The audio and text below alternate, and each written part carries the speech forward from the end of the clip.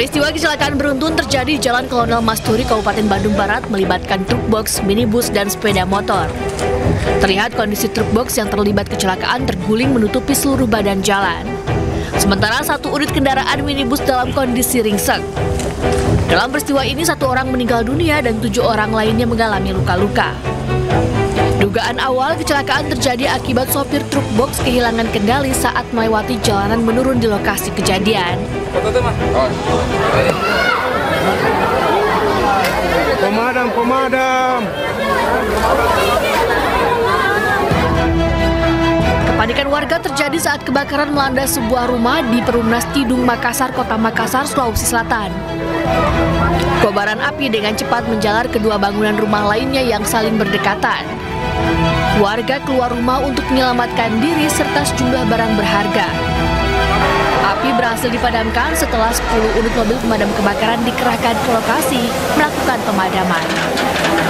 Diduga api berasal dari sebuah lilin yang digunakan saat salah satu penghuni rumah yang listriknya padam. Tidak ada korban jiwa dalam kebakaran ini. Total 3 unit bangunan rumah warga ludes terbakar dengan kerugian diperkirakan mencapai ratusan juta rupiah.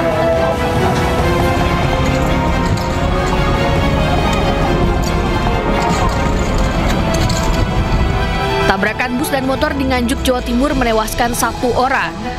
Insiden bermula saat bus melaju kencang dari arah Jombang ke arah Nganjuk dan berpapasan dengan sebuah motor yang melaju terlalu ke kanan dari arah sebaliknya. Akibatnya motor masuk ke kolong bus dan pengendara tewas di tempat. Tabrakan membuat bus dan motor yang ada di bawahnya terbakar. Petugas pemadam kebakaran padamkan api dalam waktu setengah jam. Api yang berkobar membuat badan bus ludes terbakar. Kasus kecelakaan ini masih diselidiki polisi. Tim Liputan iNews melaporkan.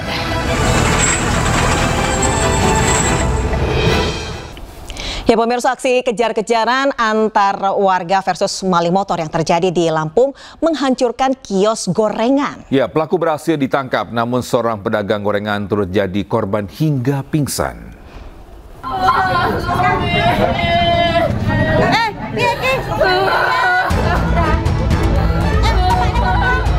Seorang anak menangis histeris melihat ibunya yang seorang pedagang gorengan jadi korban tabrakan. Pedagang ini pingsan karena menjadi korban tabrakan warga yang mengejar pencuri. Tak hanya itu, 2 lapak warung dan kendaraan juga terlihat rusak di lokasi. Peristiwa kejar-kejaran antara pengendara mobil versus 2 pelaku pencurian kendaraan bermotor ini terjadi di Desa Margototo, Kecamatan Metro Kibang, Kabupaten Lampung Timur, Lampung. Untuk menghentikan pelarian pelaku, pengendara mobil menabrakkan kendaraannya hingga warung gorengan dan mie ayam turut hancur. Seorang pelaku kabur, namun 1 pelaku lainnya berinisial ES dapat ditangkap dan langsung dibawa ke kantor polisi. Pelaku yang berjumlah 2 orang langsung mengambil sepeda motor tersebut, kemudian diketahui oleh korban, dan saat itu juga dilakukan pengejaran oleh masyarakat sekitar, dan jarak berapa meter dari tempat kejadian salah satu pelaku yang membawa sepeda motor korban berhasil diamankan oleh warga dengan cara dihadang dan ditabrak. Selain mengamankan pelaku, polisi juga turut menyita barang bukti 2 motor hasil curian, kunci letter T, serta handphone milik tersangka.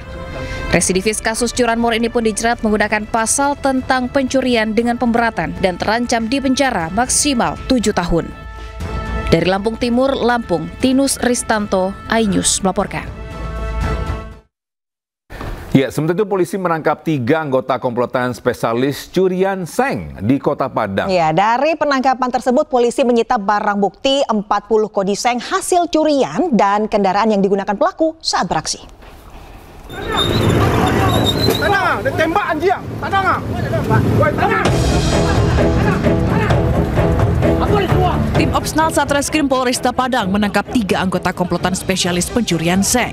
Ketiga pelaku diamankan petugas dari 3 lokasi berbeda di Kecamatan Koto Tangah, Kota Padang. Mereka ditangkap setelah terbukti terlibat dalam aksi pencurian seng milik warga yang digunakan sebagai pagar pembatas lahan. Dari tangan pelaku, polisi menyita 1 unit becak motor yang digunakan saat beraksi, serta barang bukti seng hasil curian yang telah sempat dijual kepada seorang penada. Karena aksi pelaku, korban alami rugi hingga 9 juta rupiah karena kehilangan 40 kodi seng. Berdasarkan hasil penyelidikan awal, pelaku pura-pura mengaku sebagai pemilik lahan yang sudah dibatasi dengan seng oleh korban. Dengan berpura-pura membuat sengketa, pelaku dan komplotannya mencuri seng pembatas lahan tersebut dan dijual ke penada. Kepada polisi, pelaku mengaku sudah menjalankan aksinya di 5 TKP di wilayah Kota Padang. Setelah kita amankan dan kita interogasi, pengakuan dari pelaku merupakan tanah yang dipagar oleh korban merupakan tanah pelaku. Dan setelah kita tanya kepada korban bahwa tanah itu tidak ada hubungannya dengan pelaku. Kemudian untuk 3 orang pelaku sendiri setelah kita interogasi kembali, kita dapati untuk BB telah dijual oleh pelaku dan alat transportasi yang digunakan berupa becak motor. Para pelaku yang rata-rata telah lanjut usia digelandang di Mapolresta Padang untuk proses pemeriksaan lebih lanjut. Polisi juga amankan barang bukti berupa 40 kodi seng dan kendaraan pelaku.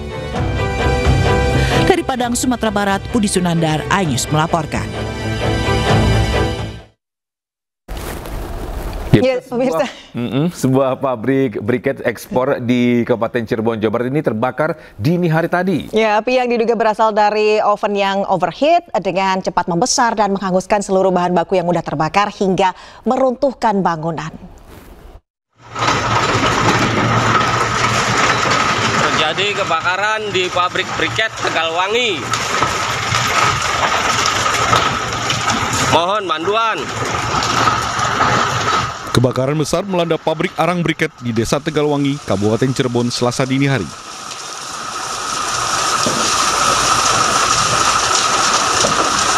Kobaran api disertai asap pekat membumbung menembus atap pabrik yang runtuh akibat terbakar hebat. Bahkan, amukan si jago merah terus membesar menjalar ke seluruh area pabrik yang luas.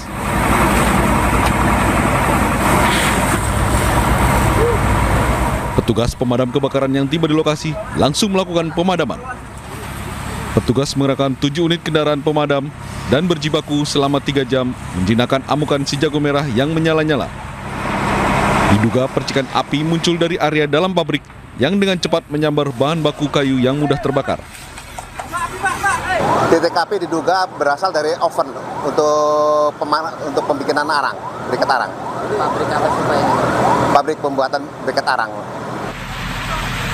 Belum diketahui pasti penyebab kebakaran. Tidak ada korban jiwa dalam insiden ini, namun kerugian ditaksir mencapai miliaran rupiah. Dari Cirebon, Jawa Barat, Tois Iskandar, iNews melaporkan. Polisi menggerebek industri rumahan pembuatan oli palsu di kawasan Kembangan, Jakarta Barat. Ya, modusnya pelaku mengisi oli curah ke dalam botol baru dengan berbagai merek terkenal, kemudian dipasarkan.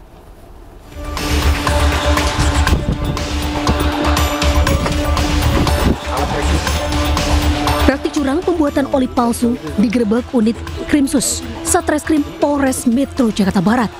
Dalam penggerebekan tersebut, sejumlah barang bukti berupa 4 drum oli curah disita petugas. Selain itu, polisi mengamankan 3 orang pelaku berinisial SK, ML, dan WS. Dalam praktiknya, para pelaku mengisi oli palsu ke dalam botol oli baru dengan merek terkenal. Oli palsu tersebut kemudian dipasarkan ke sejumlah daerah di wilayah Jakarta, Tangerang, dan Bekasi.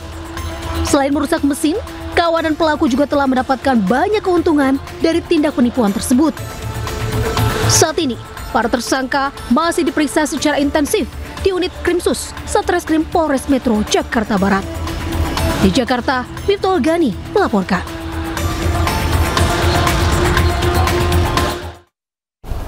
Sementara itu diduga karena pengemudi salah nginjak pedal gas. Ini sebuah minibus menabrak sejumlah pengendara sepeda motor dan toko sepeda di kawasan Pasar Lontar, Koja, Jakarta Utara. Iya, akibat peristiwa tersebut 2 orang alami luka serius. Di Lontar, mobilnya remnya gas. Warga di Pasar Lontar, Koja, Jakarta Utara dikagetkan sebuah minibus yang menabrak sejumlah pengendara sepeda motor dan toko sepeda.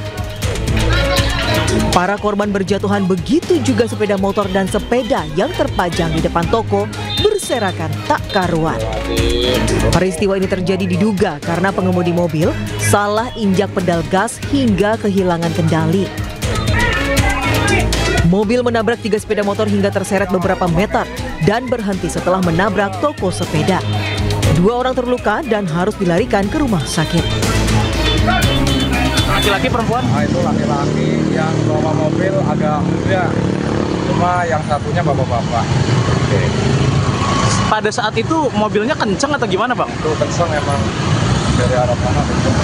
Dia remblong atau gimana, Bang? Itu enggak sih, enggak blong ya. Itu mungkin mau ngerem malah ngegas. Pengemudi mobil bersama penumpangnya kemudian diamankan petugas kepolisian dan Satpol PP. Kasus kecelakaan ini selesai secara kekeluargaan. Dari Jakarta, Rizky Palupi, iNews melaporkan. Wah, ini dia nih Togi ya, cukup memprihatinkan begitu ya. Kalau misalnya baru mengendarai mobil ya sebaiknya tetap berhati-hati dan juga ada pendampingnya begitu. Setuju. Ya. Jadi ada yang bantu untuk mengendalikan dari kemudinya begitu. Nah, sekali itu mungkin pendamping hidup juga kali ya, kosnya gitu ya. Mas, jadinya, jadi maksudnya kalau memang ada yang mentir, ada yang bantuin gitu, harus hati-hati. Karena kadang-kadang kalau seandainya mobil metik ini kita nggak sengaja pencet drive atau apa, dia langsung. Berbeda dengan mesin manual. Harus nginjek kopling dulu sama gas, kalau pun juga nggak sengaja, itu langsung mati mesinnya. Ya sekali lagi buat para pemirsa di rumah yang memang ingin mencoba untuk mengendarai mobil ya, atau baru belajar untuk mengendarai mobil, ada baiknya melancarkan terlebih dahulu, kemudian ingin belajar di jalanan yang cukup ramai, gitu bisa ada pendampingnya. Ya. Iya, lagi pendamping lagi nih. Atau ya itu lebih baik tadi dicari lapangan kosong untuk latihan. Gitu. Baik, kita ke informasi selanjutnya. Ini ada seorang pengendara motor ini menjadi sasaran amuk pengunjuk rasa karena menggeber motornya di Bandung, Jawa Barat. Iya, peristiwa itu terjadi ketika unjuk rasa blokade jalan memprotes larangan studi tour dari Gubernur Jawa Barat.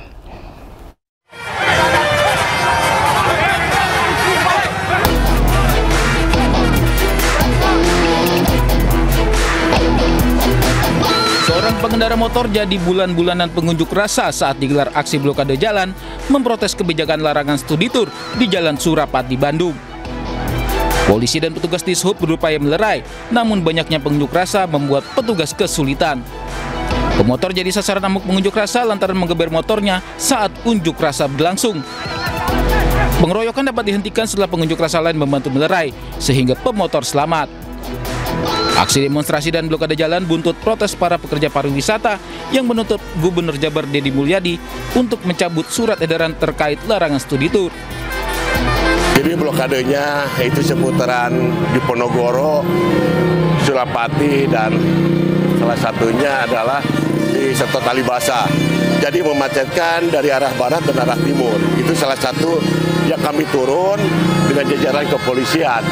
Karena itu tuntutan dari para pengusaha bis dan salah satunya tentang wisata. Sebelumnya, para pengunjuk rasa juga menggelar aksi di depan gedung sate dengan blokade jalan menggunakan bus. Dari Bandung, Jawa Barat, Ervan David, iNews melaporkan.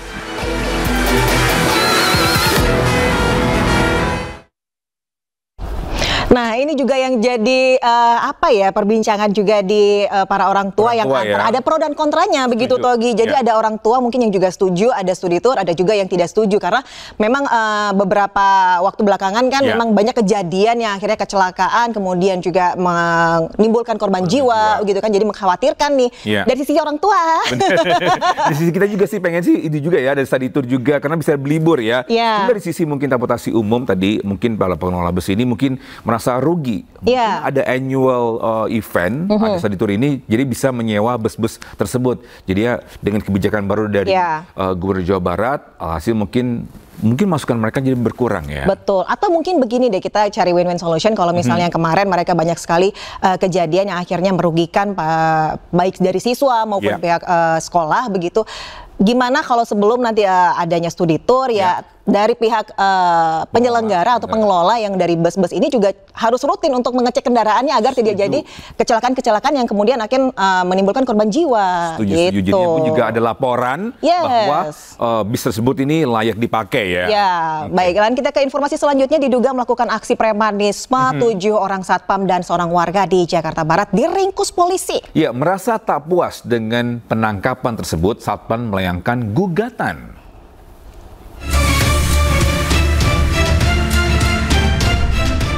Dalam rekaman CCTV terlihat para satpam yang sedang bertugas di sebuah apartemen di Jakarta Barat langsung diamankan sejumlah polisi yang datang ke lokasi. Ketujuh satpam tersebut mencoba melawan dengan meminta surat penangkapan, namun polisi tetap berhasil mengamankannya.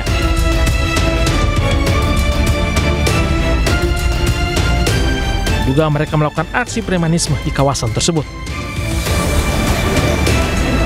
Tak puas akan penangkapan, satpam melayangkan gugatan ke Pengadilan Negeri Jakarta Selatan. Namun putusan hakim menolak gugatan tersebut.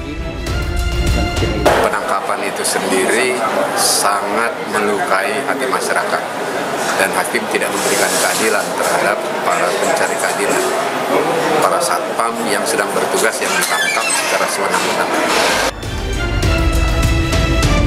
Diketahui aksi penangkapan oleh anggota Polda Metro Jaya terjadi 21 Mei lalu dan viral di media sosial.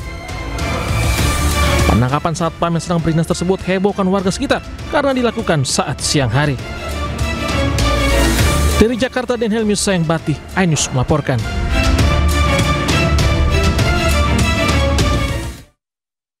Pemirsa, mantan marinir TNI Angkatan Laut Satria Arta Kumbara yang berperang bersama Rusia meminta pulang ke tanah air. Ya, permintaan pulang Satria beredar luas di media sosial. Mohon izin Bapak Presiden Republik Indonesia, Bapak Prabowo Subianto, Bapak Wakil Presiden mantan marinir TNI Angkatan Laut Satria Arta Kumbara yang berperang bersama Rusia meminta pulang ke tanah air. Video permintaan pulang tersebut diunggah melalui akun TikTok @zistorm689. Satria diketahui merupakan mantan prajurit TNI AL yang bergabung dengan prajurit di Rusia dan menandatangani kontrak dengan Kementerian Pertahanan Rusia. Permintaan dipulangkannya ke tanah air lantaran Satria dikabarkan menghadapi pencabutan status kewarganegaraan Indonesia oleh otoritas Rusia. Dalam unggahannya, Satria mengaku tidak mengetahui konsekuensi terkait status kewarganegaraannya akibat menyepakati kontrak dengan Kementerian Pertahanan Rusia. Dengan adanya hal tersebut, dicabutnya kewarganegaraan saya, itu tidak sebanding dengan yang saya dapatkan. Mohon izin Bapak. Dengan ini saya memohon kebesaran hati Bapak Prabowo Subianto, Bapak Gibran, Bapak Sugiono, mohon kebesaran hati Bapak untuk membantu mengakhiri kontrak saya tersebut dan dikembalikan hak kewarganegaraan saya untuk kembali ke Indonesia. Sebelumnya, Satria sempat menyindir pemerintah karena mempermasalahkan orang yang mencari nafkah di luar negeri. Agak lain memang negara Konoha, yang sibuk maling duit rakyat dilindungin, yang rakyat nyari duit di luar dengan passion dan skill sendiri diributin. Sementara itu, Menteri Hukum Supratman Andi Akta sebelumnya pernah mengatakan untuk menjadi tentara asing wajib mendapatkan izin dari Presiden. Tanpa izin, status kewarganegaraannya otomatis hilang. Ya, sementara itu pemerintah Indonesia masih menindaklanjuti kasus Satria Arta Kumbara, mantan anggota TNI Angkatan Laut yang meminta kembali ke Indonesia usai menjadi tentara bayaran di Rusia. Ya, Kabiro Infohan Kemhan Brigjen TNI Frega Wenas mengungkap pihaknya masih menunggu arahan dari Presiden Prabowo Subianto. Ya, sejauh ini saya belum monitor ya, tapi memang ketika ada warga negara kita yang di luar, tentunya yang menjadi leading sektor adalah Kementerian Luar Negeri. Tentunya upaya-upaya yang dilakukan oleh pemerintah Indonesia akan mengedepankan pendekatan dari Kementerian Luar Negeri. Sejauh ini memang belum ada, tapi nanti kami akan monitor apabila memang ada arahan dari Bapak Menteri Pertahanan ataupun mungkin dari Presiden secara langsung terkait dengan isu tersebut. Ya, status kewarganegaraan Indonesia seseorang atau sekelompok orang bisa hilang. Ya, hal tersebut dijelaskan dalam Undang-Undang Nomor 12 Tahun 2006 tentang Kewarganegaraan Republik Indonesia. Yang pertama, memperoleh kewarganegaraan lain atas kemauannya sendiri. Ini kedua tidak menolak atau tidak melepaskan kewarganegaraan lain, sedangkan orang yang bersangkutan mendapat kesempatan untuk itu.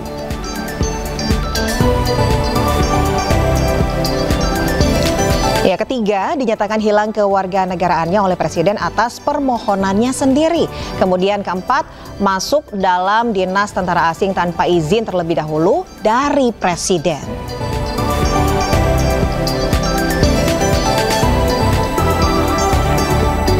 Ya, kelima secara sukarela mengangkat sumpah atau menyatakan janji setia kepada negara asing.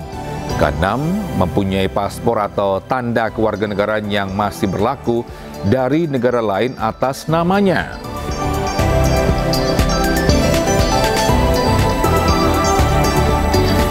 Ketujuh, tinggal di luar Indonesia selama 5 tahun berturut-turut bukan dalam rangka dinas negara tanpa alasan sah dan dengan sengaja tidak menyatakan keinginannya untuk tetap menjadi WNI. Lalu kedelapan, tidak diwajibkan tetapi turut serta dalam pemilihan sesuatu yang bersifat ketatanegaraan untuk suatu negara asing.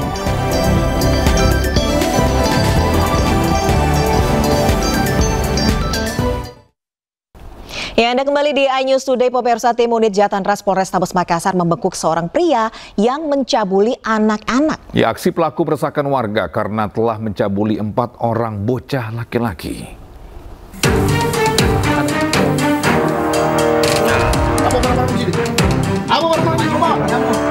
Tim unit Jatanras Polrestabes Makassar bersama Polsek Talo membekuk pria berinisial AA, usia 38 tahun, pelaku kekerasan seksual terhadap anak di bawah umur di Kota Makassar, Sulawesi Selatan. Pelaku dibekuk pada Selasa siang saat kabur ke sebuah salon di Kabupaten Baru untuk bersembunyi. Saat hendak dibawa ke Kota Makassar, pelaku sempat melakukan perlawanan hingga polisi terpaksa mengambil tindakan tegas terukur dengan menembak kaki pelaku. Pelaku kemudian dibawa ke Rumah Sakit Polri Bayangkara Makassar untuk dilakukan tindakan pengeluaran proyektil peluru yang menyasar kakinya. Berdasarkan laporan polisi, kasus sodomi dilaporkan terjadi di salon saat korban sedang cukur rambut. Usai melecehkan, korban diberikan uang Rp10.000. Pengakuan dari tersangka sendiri, korban sudah sangat banyak dan tersangka menyatakan sudah lupa. Ini sudah dilakukan dari berapa lama yang mana? Atau dari teman-temannya itu? Dari tersangka sendiri 2 tahun terakhir sudah melakukan seperti itu. Dari korban sendiri ada 4. Setelah mendapatkan perawatan medis, pelaku kemudian dibawa ke Unit Perlindungan Perempuan dan Anak Polrestabes Makassar untuk dilakukan proses penyidikan. Polisi terus mendalami dan meminta warga yang pernah menjadi korban kejahatan seksual pelaku untuk melapor ke Polrestabes Makassar. Dari Makassar, Leo Muhammad Nur, iNews melaporkan. Ya, bisa Gubernur Jawa Barat Deddy Mulyadi menanggapi ini serius kasus bunuh diri seorang siswa yang diduga depresi akibat bullying di sekolahnya di wilayah Garut, Jawa Barat. Ya, Deddy Mulyadi membentuk tim investigasi guna mengungkap kejadian yang menimpa siswa kelas 10 tersebut. Gubernur Jawa Barat Deddy Mulyadi membentuk tim investigasi atas kasus meninggalnya pria, siswa kelas 10 SMA Negeri 6 Garut yang diduga akhiri hidupnya akibat tekanan dan perundungan. Kang Deddy sudah melakukan musyawarah dengan pihak sekolah dan orang tua korban.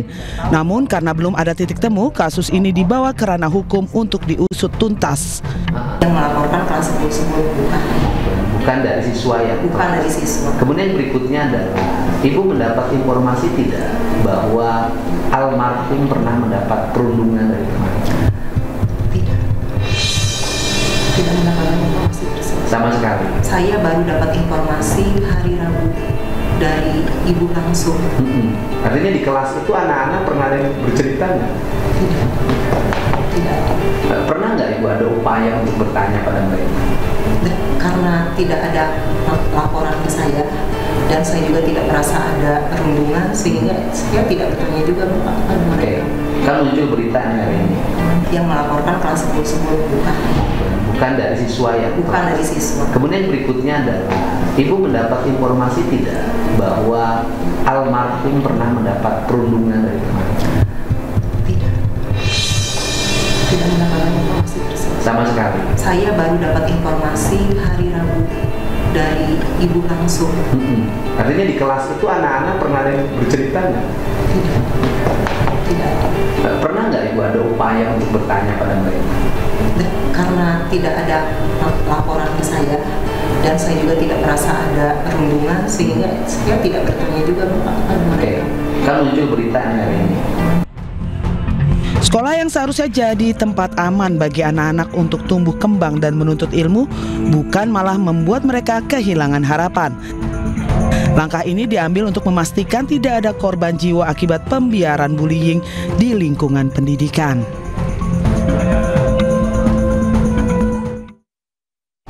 Ya Togi, ini jadi menyedihkan sekali ya tentunya dan miris sekali ini masih terjadi di dunia pendidikan. Tentunya sebagai orang tua juga saya menjadi merasa harus lebih hati-hati lagi nih untuk memilih sekolah mana yang baik untuk anak-anak. Karena kita juga harus melihat dari sisi lingkungan maupun bagaimana dari pihak sekolah ini mengajarkan atau dalam apa ya, mendampingi anak-anaknya di lingkungan sekolah, tidak hanya saat di dalam kelas, begitu ya? Ya, karena memang kadang-kadang itu dia, mungkin kalau kita pernah mengalami waktu kita SMA pun juga, mungkin ada juga kakak kelas mungkin yang jahil atau bullying. Tapi alangkah baiknya mungkin ada peran dari pihak sekolah ini mungkin bisa berkomunikasi dengan para murid-muridnya, gimana bisa sharing. Karena kadang kalau kita dibullying, kita ngerasa takut untuk share. Nah, mungkin dari pihak sekolah ada program-program yang bisa ini ya mendekatkan para guru dengan murid, bisa menceritakan mungkin ada yang bullying, ada yang iseng, dan alangkah baiknya mungkin dari pihak sekolah bisa memasang CCTV atau dari security ini bisa berkeliling. Kadang-kadang kosnya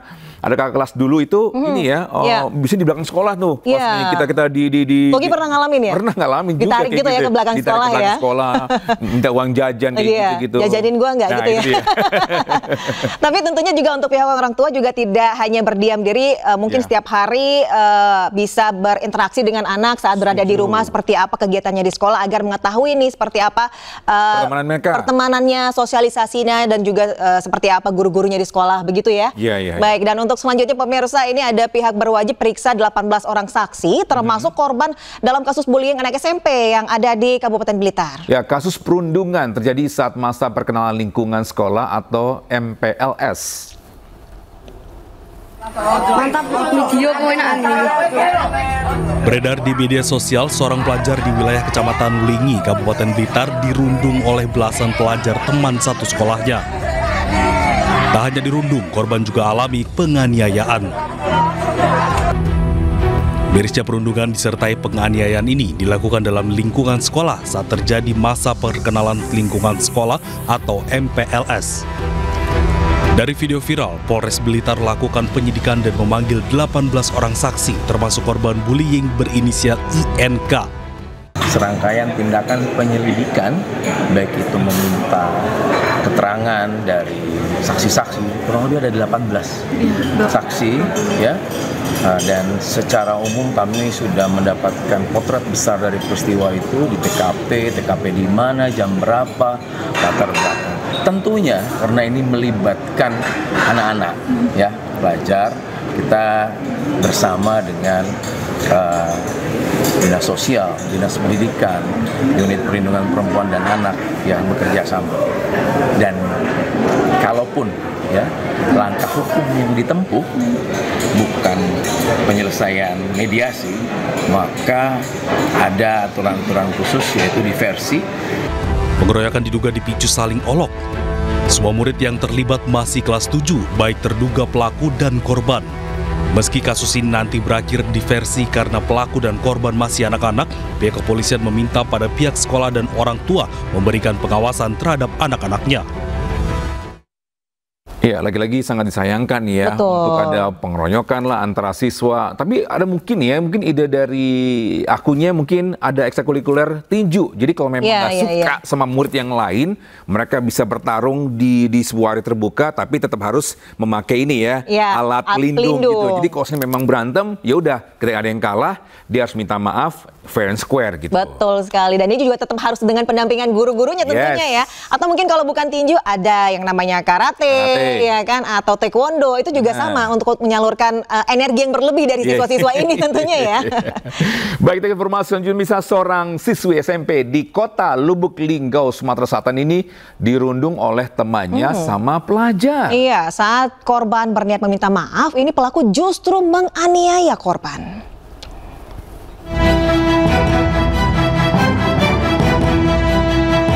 Rekaman video perundungan seorang pelajar SMP di Lubuk Linggau. Korban berusia 13 tahun dipukul dan ditendang oleh temannya sesama pelajar berusia 15 tahun. Aksi perundungan ini dilakukan di salah satu sekolah dasar di Kelurahan Mesat Jaya Kota, Lubuk Linggau. Aksi perundungan ini direkam oleh temannya sesama pelajar. Keluarga korban melaporkan perundungan yang dialami ke kantor polisi. Medsos ini seumur hidup akan dilihat dari orang banyak, ya termasuk anak korban juga terganggu masalah psikis. Karena pertama itu anak korban ini tadi tidak mau sekolah dan mau pindah sekolah dan murung. Pelaku dan korban terjadi selisih paham dan keduanya mengadakan pertemuan di lokasi. Korban datang guna meminta maaf kepada pelaku, namun korban justru mendapatkan penganiayaan. Saat ini kami sedang melakukan proses penyelidikan awal, termasuk mengumpulkan keterangan saksi-saksi, korban, serta barang bukti. Pelaku perundungan akan dipanggil dan diperiksa guna proses penyelidikan lebih lanjut. Dari Lubuk Linggau, Sumatera Selatan, Sudirman, iNews melaporkan. Ya pemirsa, kebijakan Gubernur Jawa Barat Deddy Mulyadi melarang studi tur keluar Provinsi Jawa Barat menimbulkan gejolak. Ya, bahkan sebuah PO bus di Depok terpaksa mengurangi separuh pegawainya karena omset yang turun.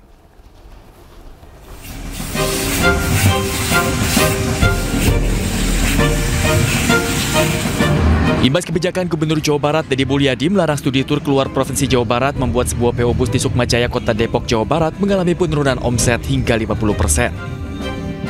Hal ini membuat pengusaha bus terpaksa melakukan PHK terhadap separuh karyawannya. Sebelum ada kegiatan ini, dalam 1 bulan kita bisa jalan 20 hari sampai 25 hari.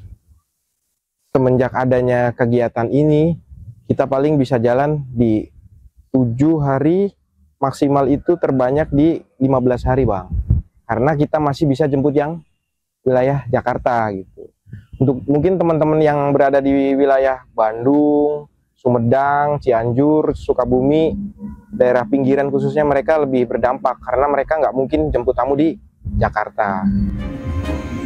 Meski gebrakan KDM menimbulkan gejolak di kalangan pengusaha jasa transportasi dan pariwisata, dirinya tetap berniat teguh menjaga kelangsungan dan efisiensi pendidikan dari beban biaya yang tidak ada kaitannya dengan pendidikan karakter serta pertumbuhan pendidikan Pancawaluya.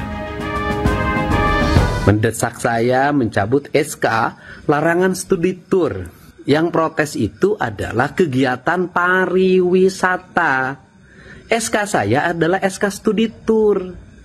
Yang dilarang itu adalah kegiatan studi tur. Yang kemudian dengan demonstrasi itu menunjukkan semakin jelas bahwa kegiatan studi tur itu sebenarnya kegiatan piknik. Insya Allah Gubernur Jawa Barat akan tetap berkomitmen menjaga ketenangan orang tua siswa agar tidak terlalu banyak pengeluaran biaya di luar kebutuhan pendidikan.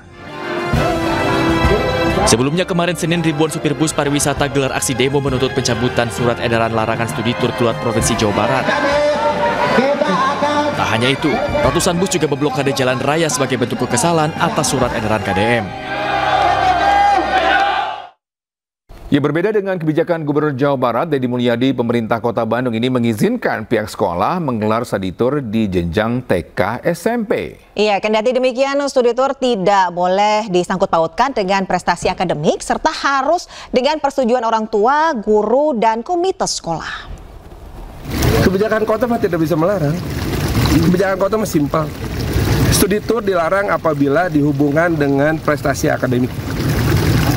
Berarti masih diizinkan untuk pergi keluar. Asal tidak dikaitkan dengan prestasi akademik. Jadi Tidak boleh studi tour yang wajib karena mempengaruhi nilai. Kalau tidak ikut maka wajib bikin tugas karena mempengaruhi nilai. Kemenang. Studi tour mah studi tour, tidak ada hubungan dengan nilai. Yang sanggup bayar, yang nggak sanggup nggak usah bayar.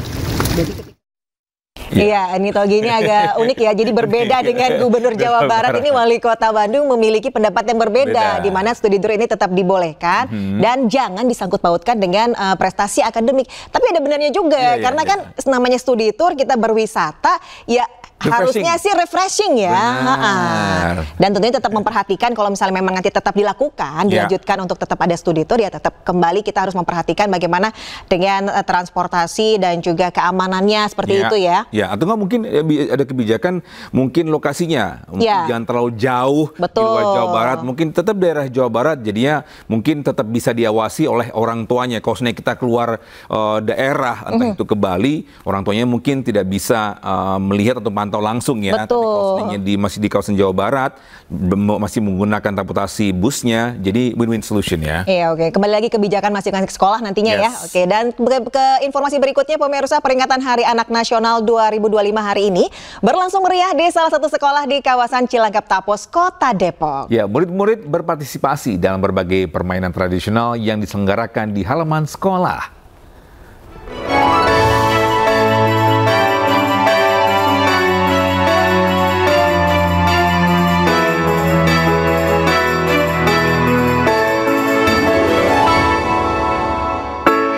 Peringatan Hari Anak Nasional tahun 2025 berlangsung meriah di salah satu sekolah di Cilangkap, Kota Depok, Jawa Barat. Murid-murid antusias mengikuti berbagai macam permainan tradisional yang digelar oleh guru. Beberapa di antaranya permainan lompat karet, engklek, enggrang, hingga congklak. Bukan tanpa alasan, permainan tradisional digelar juga sebagai upaya melestarikan budaya tanah air. Ada permainan lompat karet, ada congklak, ada engklek, terus ada yang lain juga banyak. Saat ini permainan tradisional perlahan terlupakan akibat berkembangnya teknologi gadget. Permainan tradisional merupakan kita pertama ingin melestarikan budaya, di mana permainan-permainan ini adalah salah satu kebutuhan dari dunia anak, karena bisa menyalurkan secara motorik, anak-anak bisa disalurkan melalui permainan-permainan ini. Tujuan utama dari kegiatan ini selain memperingati Hari Anak Nasional, juga membantu orang tua dan guru mengurangi ketergantungan anak pada gadget, khususnya ponsel. Dari Depok, Jawa Barat, Rizky, iNews melaporkan. Ya, Togi, dari permainan tadi, Togi yang pernah main yang mana aja? Ini cangklok. Congklak. Congklak. Congklak. Abis itu apa? Gingseng. Hah? Ya permainan itu gingseng, gangsing. Ya Allah. Baik, kembali ke kalau dari dulu kecil kan itu ada tuh kosnya kita lempar bola, habis itu kita tata dengan batu-batu. Ya. Habis itu kosnya kita hancurin. Ada itu mainannya apa namanya ya? Apa namanya coba? Saya juga lupa itu mainannya apa namanya. Kalau kamu ingat sendiri, Deswita apa nih? Kalau saya kayak tadi itu ada yang lompat-lompat itu namanya engklek. Ya, main karet tuh sering banget. Karet. Terus dulu tuh juga ada yang namanya kalau kita lempar kayu terus dipukul sama kayu lagi itu. Bukan, itu pakai bola kasti. Itu namanya apa? Ente nggak ada dong berarti. Kalau saya dulu kebetulan saya sekolahnya di Aceh nih. Jadi namanya patok lele. Patok lele namanya. Cara mainnya jadi itu kayak baseball juga. Iya, tapi kayu yang dilempar dipukul lagi dengan kayu begitu. Kena dong orangnya tuh. Jangan, enggak ditangkap. Jadi mana yang paling jauh aja mainnya gitu. Main jauh-jauhan. Yang terjauh itu yang menang. Tapi jangan juga ya, kita berharap pemain mungkin mainan-mainan tradisional yang dulu ada mungkin bisa diterapkan lagi ke anak-anak yang sekarang ini ya. Iya, daripada sekarang main gadget ya kan. Nah, kita harus menggalakkan kembali ini permainan tradisional biar anak-anak juga jadi apa ya, lepas dari dan juga sosialisasinya lebih baik kan. Setuju. Begitu. Baik, kita ke informasi selanjutnya. Bisa di mana memiliki keterbatasan fisik ini bukan menjadi sebuah halangan bisa berkreasi seperti yang dilakukan anak disabilitas di Banjarnegara, Jawa Tengah. Iya, meski duduk di kursi roda, anak Indonesia tetap aktif berkarya, membuat beragam kerajinan tangan untuk media edukasi. Tetap di posisi itu, tetap terpuruk. Jangankan membahagiakan, saya justru malah menambah beban. Bangkit dari keterpurukan, itulah prinsip yang dipegang Dwi Retno, anak Indonesia asal Banjarnegara, Jawa Tengah. Di tengah keterbatasannya duduk di kursi roda, anak Indonesia yang satu ini tidak menyerah. Ia memiliki tujuan hidup membahagiakan orang tuanya dengan caranya sendiri. Dwi Retno berani membuat beberapa produk hasil kerajinan yang terbuat dari kain flanel untuk media edukasi. Keterampilan ini ia dapatkan secara otodidak atau belajar sendiri. Retno mengalami cedera sejak tahun 2016. Ia mengalami cedera hingga kedua kakinya tidak dapat digerakkan lagi atau lumpuh total. Butuh waktu lama hingga akhirnya Retno perlahan bangkit dan mulai menerima kenyataan keadaan fisiknya. Saya udah lulus SMA tapi tetap menjadi beban gitu. Jadi kalau misalnya saya nggak ngapa-ngapain, saya berpikir apa yang bisa saya lakukan untuk setidaknya meringankan sedikit beban orang tua. Jadi ya saya mulai membuat kerajinan gitu. Jerih payah Retno membuahkan hasil. Kerajinan tangan yang ia buat bisa menghasilkan pundi-pundi uang, mulai dari harga Rp35.000 hingga Rp110.000. Kisah Dwi Retno mampu menjadi inspirasi anak Indonesia untuk tetap semangat meski dalam kondisi penuh keterbatasan. Dari Banjarnegara, Jawa Tengah, Nurdin Fauzi, iNews melaporkan. Terima kasih Anda masih bersama iNews Today. Pemirsa, bentrok antar warga kampung terjadi di Mamuju, Sulawesi Barat. Ya, polisi mengamankan 2 pelaku yang diduga provokator dari amukan massa.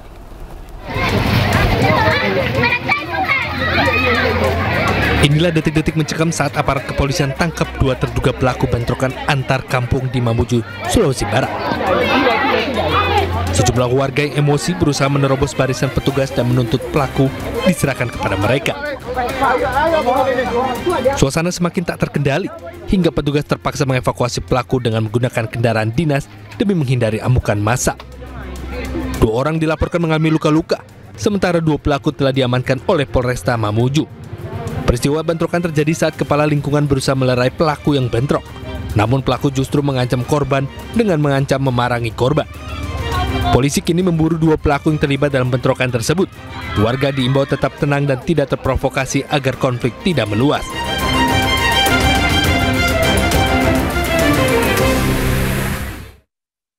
Bisa alumni Universitas Gadjah Mada dan ahli digital forensik Rismon Sianipar kembali melaporkan Joko Widodo ke polisi. Laporan dilayangkan terkait tudingan berita bohong mengenai jurusan kuliah Jokowi dan dugaan manipulasi skripsi Jokowi.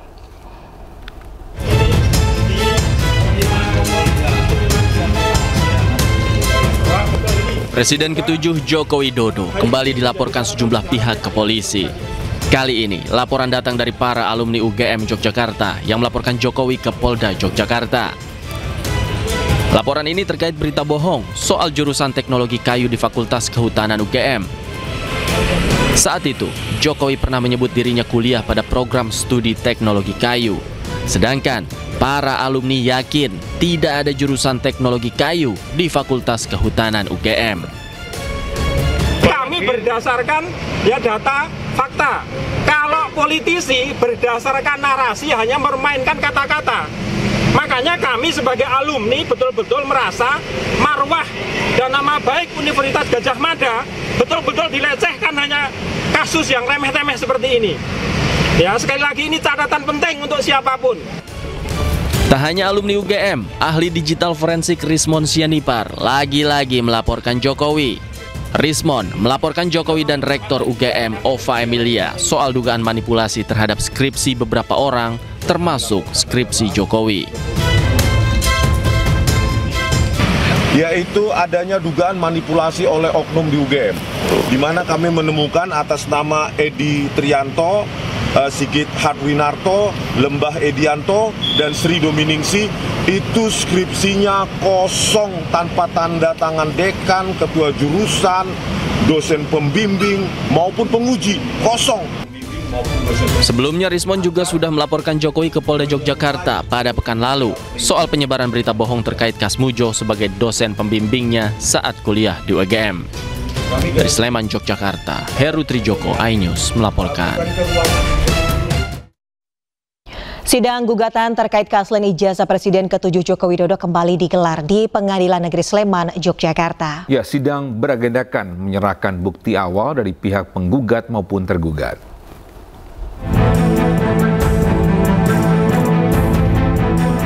Majelis Hakim Pengadilan Negeri Sleman melanjutkan sidang gugatan perdata soal keaslian ijazah Jokowi Selasa siang.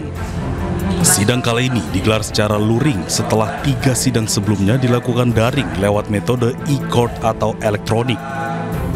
Sidang yang dipimpin Ketua Majelis Hakim Cahyono dihadiri Komardin sebagai penggugat, sementara pihak UGM diwakili kuasa hukumnya Arianto dan Kasmujo diwakili pengacara Zahrul Arkom. Agenda sidang adalah penyerahan bukti awal dari pihak penggugat maupun tergugat. Sedangkan kuasa hukum Kasmujo tidak menyerahkan bukti karena Kasmujo sudah pensiun dari UGM. Berapa Pak? Ada 23 ada alat bukti. Iya. Jadi video-video yang ada di YouTube kita ambil untuk dilampirkan. Jadi nanti hakimnya bisa lihat di YouTube nanti. Jadi kita dari kuasa Gajah Mada ini mengajukan 9 alat bukti. Ini terkait dengan asistensi kami menegaskan bahwa ini lebih pada penanganan sengketa terkait informasi publik. Karena yang diminta ada terkait dengan masalah ijazah. Kan kita disuruh buka, karena buka ini karena menurut kami itu sudah masuk pada ranahnya. Karena saya kuasa hukumnya Pak Kasmujo, mantan pegawai UGM, PNS, dosen, jadi dan sekarang sudah pensiun, maka tidak ada relevansi di dalam mengajukan kemenangan mengadili. Kami hanya mengajukan eksepsi saja, tetapi berkaitan bukti adalah kompetensinya tergugat 1 sampai 7. Sidang akan kembali digelar 2 pekan mendatang, yakni 5 Agustus 2025 dengan agenda putusan sela yang digelar secara daring. Dari Sleman, Yogyakarta, Heri Trujoko, iNews melaporkan. Ya, hari ini Presiden ke-7 Joko Widodo diperiksa di Polresta Solo sebagai pelapor terkait kasus tudingan ijazah palsu yang kini bergulir dalam tahap penyidikan di Polda Metro Jaya. Ya, dan untuk mengetahui jalannya pemeriksaan, kita bergabung dengan rekan Septiantoro dari Polresta Solo. Selamat pagi, Septiantoro. Apakah Joko Widodo sudah hadir di sana? Selamat pagi, Togi. Saat ini saya berada di Polresta Surakarta. Tadi Bapak Jokowi didampingi dengan sejumlah tim pengacara sudah hadir di Polresta Surakarta untuk memenuhi panggilan dari tim Mabespor dari Polda Metro Jaya. Kemudian tadi sekitar pukul 10.15 Pak Jokowi sudah tiba, kemudian diperiksa di lantai 2 di Polresta Surakarta. Sedianya Presiden ke-7 Joko Widodo harusnya diperiksa minggu lalu, akan tetapi dengan alasan kesehatan beliau baru diperiksa pada kesempatan kali ini. Apa saja menjadi agenda untuk pemeriksaan di sana pagi hari ini? Ya, hari ini di Polresta Surakarta, Mabes Polri dari Polda melakukan pemeriksaan Jokowi, kemudian belum ada keterangan resmi lagi, namun tadi ada pengacara sudah memberikan keterangan bahwa hari ini mengikuti sidang,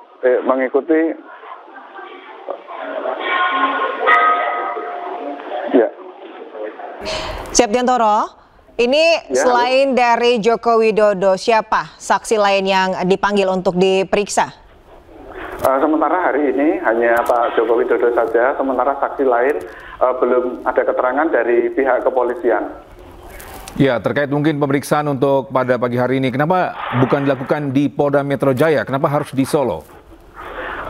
Menurut keterangan dari kuasa hukum, hal ini dilakukan untuk agar tidak ada perbedaan atau dilakukan sama dengan pemeriksaan saksi-saksi lain dalam kasus ijazah palsu Jokowi.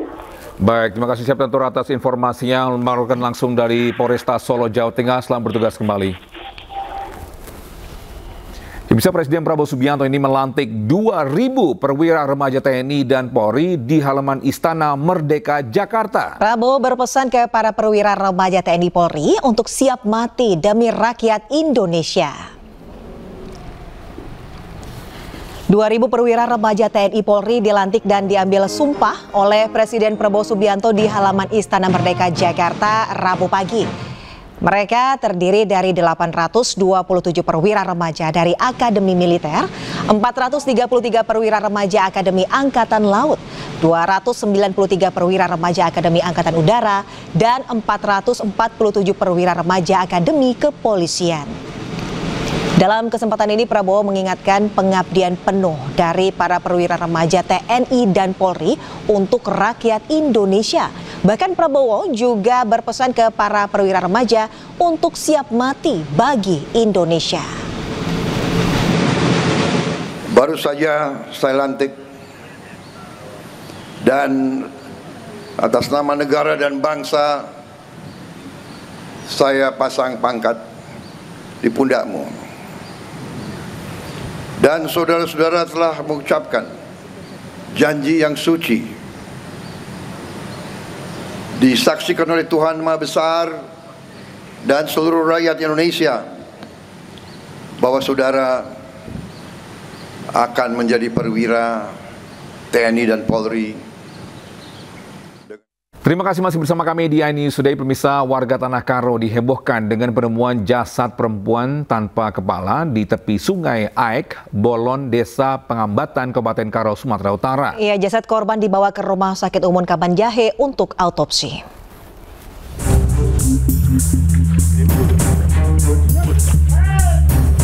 Niat mencari ikan di sungai, sejumlah warga justru dikejutkan dengan penemuan sesosok jasad seorang perempuan tanpa kepala di tepi sungai Aek Bolon, Desa Pengambatan, Kabupaten Karo, Sumatera Utara. Warga langsung melaporkan penemuan ini ke pemerintah desa serta pihak kepolisian. Setelah pemeriksaan, polisi evakuasi jasad ke Rumah Sakit Umum Kabanjahe. Kami jelaskan kondisi jenazah pada saat ditemukan itu sudah dalam posisi membusuk, mungkin sudah lama. Jadi belum juga dapat kita pastikan motif daripada ini. Kita tunggulah hasil penyelidikan daripada Reskrim Polres Tanah Karo dan keluar hasil daripada forensik. Untuk saat ini apakah ada informasi tentang adanya keluarga yang hilang itu kemudian? Sampai saat ini kita masih menunggu. Mana tahu ada keluarga yang memang sudah lama hilang agar dapat segera menghubungi pihak Polres Tanah Karo biar bisa kita mengidentifikasi. Hingga kini polisi masih menyelidiki jasad korban termasuk identitasnya. Dari Kabupaten Karo, Sumatera Utara, Eka Hetriansyah, iNews melaporkan. Polisi menggelar rekonstruksi pembunuhan seorang wanita di Kampung Cibogo, Cisauk, Kabupaten Tangerang, Banten. Ya, warga emosi meneriaki ketiga pelaku saat rekonstruksi.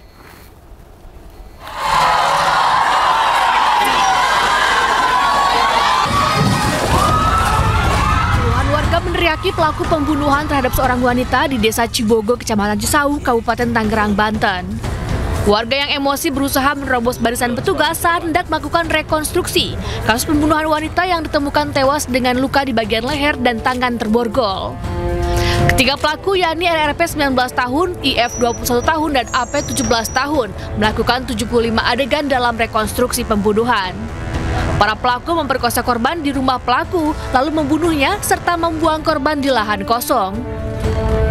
Jadi untuk rekonstruksi pada hari ini yang awalnya kita dengarkan ada 65 adegan, kemudian perkembangan di TKP, kemudian menjadi 75 adegan.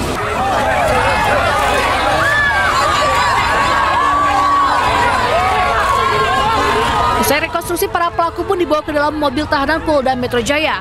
Warga yang kesal terus meneriaki para pelaku. Sebelumnya, seorang wanita ditemukan warga dalam kondisi terborgol dengan luka tusukan di bagian leher di Desa Cibogo, Kecamatan Cisauk. 3 pelaku telah ditangkap, salah satunya merupakan mantan pacar korban yang mengaku sakit hati ditagih utang. Dari Kabupaten Tangerang, Banten, Ayu Marani, iNews melaporkan.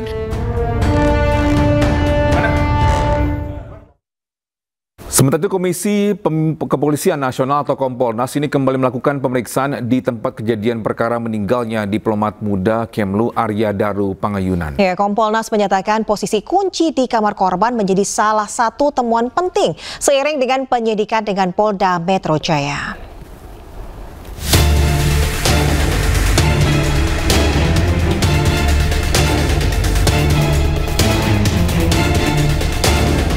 Komisi Kepolisian Nasional atau Kompolnas kembali melakukan pemeriksaan di tempat kejadian perkara meninggalnya diplomat muda Kemlu Arya Daru Pangayunan di sebuah kamar indekos di wilayah Menteng, Jakarta.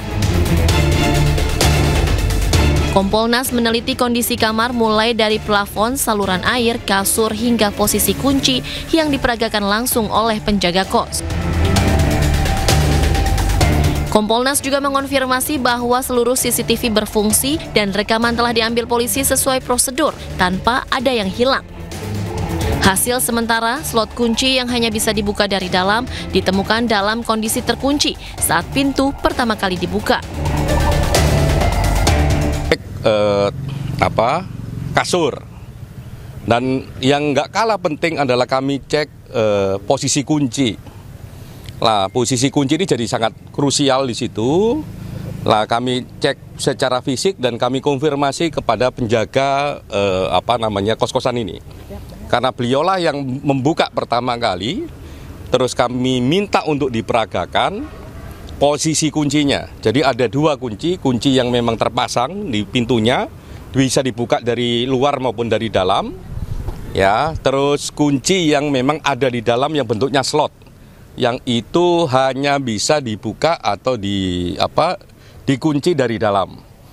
Lah, saya nanya ini posisi kunci yang slot, terutama yang slot ya, yang hanya bisa dibuka dan ditutup dari dari dalam, itu posisinya terkunci. Jadi kami tadi konfirmasi langsung ke penjaganya, kan ada video juga, kami cek videonya, kami konfirmasi ke dianya, waktu dibuka posisinya terkunci. Selain itu, pihak Kompolnas menegaskan bahwa Kompolnas tidak menggantikan peran polisi, namun memastikan setiap prosedur penyidikan sesuai standar dan berjalan profesional. Sementara penelusuran data dan hasil visum maupun autopsi masih menunggu hasil lengkap dari pihak kepolisian dan tim medis. Dari Jakarta, Jen Cahyani, Fakih Satrio, iNews melaporkan.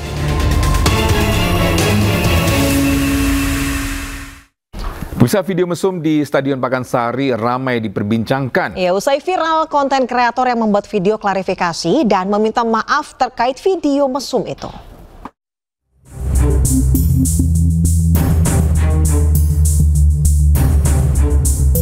Video mesum di Stadion Pakansari viral di media sosial. Video ini pertama kali diunggah oleh seorang konten kreator dengan akun Bemskuy. Dalam video, sejumlah pasangan terlihat berbuat mesum di tengah gelapnya stadion. Usai videonya viral, sang pembuat dan pengunggah video akhirnya membuat klarifikasi dan meminta maaf terkait video memergoki aktivitas mesum di sekitar Stadion Pakansari Cibinong, Kabupaten Bogor, Jawa Barat. Peristiwa itu ternyata sengaja diatur untuk keperluan konten Bemskuy. Ia mengakui hal itu saat bertemu UPT Pakansari, Satpol PP Kabupaten Bogor dan Diskominfo Kabupaten Bogor. Pemkab Bogor mengimbau warga untuk melapor jika memang menemukan hal yang mengganggu di sekitar lingkungan Stadion Pakansari. Dalam unggahan Instagram lapor Pak Bupati, Stadion Pakansari juga kini berbeda. Banyak lampu yang menerangi jalan, jauh berbeda dengan unggahan milik Bemskuy beberapa waktu lalu. Tim Liputan iNews melaporkan.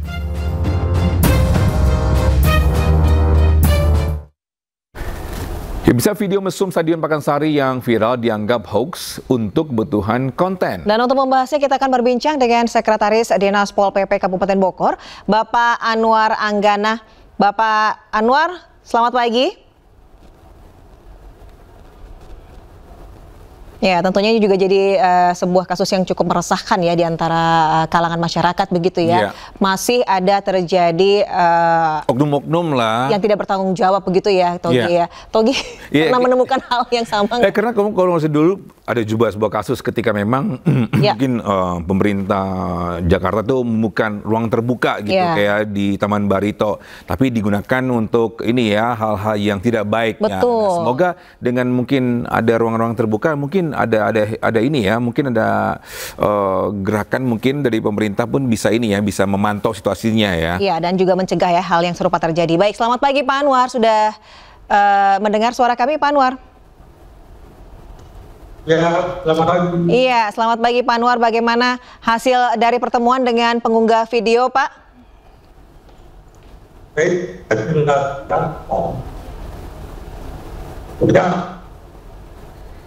kewenangan dari Dispora ya. Dispora karena area Gor Pakansari adalah satu kawasan sebagai objek dari Dispora. Kemarin sudah diklarifikasi oleh pembuat konten tersebut dan pengalaman dari pembuat konten bahwa memang konten tersebut adalah negatif alias tidak benar.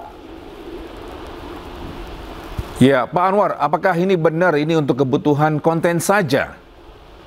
Betul Pak, ini hanya kebutuhan konten. Kebetulan hari ini sedang dilakukan mediasi antara Polres Bogor, kemudian pihak Dispora dan pengunggah konten tersebut. Iya, apa yang menjadi alasan nih para konten ini membuat konten tersebut ini? Ya intinya mereka ini terdata. Tapi kalau lihat dari konten awal juga menggunakan berbagai info. Konten penumpang ini terus makro. Mereka kelihatan ada konten internet itu objeknya yang terjadi. Bahkan yang sangat menentukan para lapas di Bogor juga pemerintah dan Bogor. Iya, Pak Anwar, ini kan tentunya kan menjadi sesuatu yang meresahkan di kalangan masyarakat. Agar tidak terjadi hal yang serupa untuk ke depannya, ini apa pencegahan yang dilakukan oleh Satpol PP? Ya, pertama kita tetap melakukan patroli, Pak. Tentu ya, patroli dari pagi, siang sampai malam, dan tidak malam hanya libur. Tanggal merah pun kami masuk. Yang kedua, jika ditemukan lagi konten yang sama, kami tidak segan-segan akan menindak tegas. Akan kita bawa ke ranah hukum dengan ketentuan yang berlaku. Baik, terima kasih Pak Anwar Anggana selaku Sekretaris Dinas Satpol PP Kabupaten Bogor, Jawa Barat. Kita berharap ini tidak lagi ada kasus-kasus yang sama ya Pak ya. Salam sehat Pak. Ya Pak. Anda kembali di iNews Today. Pemirsa, di usia senja, kakek 82 tahun terpaksa hadir sendiri demi mengambil bantuan sosial di Kelurahan Pasangkayu, Sulawesi Barat. Ya, aturan yang tidak diperbolehkan bansos diwakilkan ini memicu keprihatinan warga atas kondisi lansia yang kesulitan mengakses bantuan pemerintah.